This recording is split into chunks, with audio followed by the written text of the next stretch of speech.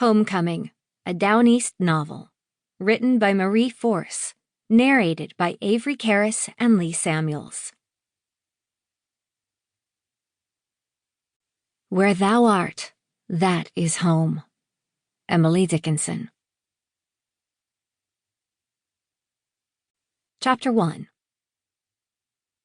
They rode home from the wedding in stunned silence. After a gorgeous day celebrating their dear friends Victoria and Shannon, Carris Torrington had received a phone call from her mother. "You and Dan need to come home. Your brothers have been charged with murder."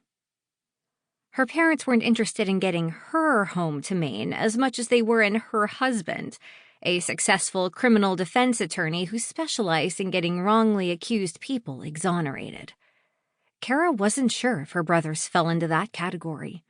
Some of them had been raising hell from the minute they were born, and she wasn't at all surprised to hear serious trouble had found them, although she was shocked to hear that Kirby was one of the two who'd been charged.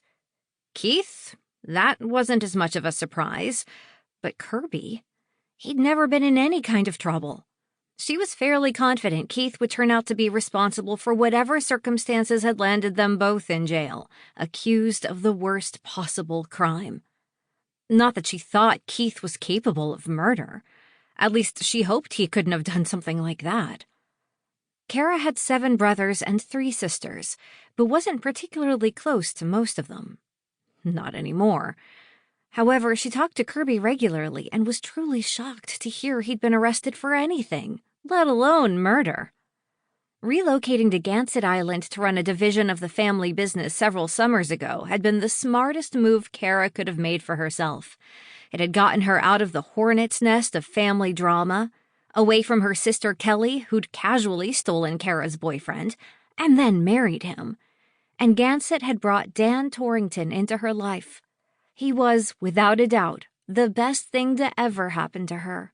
And she never would have met him if Kelly and Matt hadn't stabbed her in the back.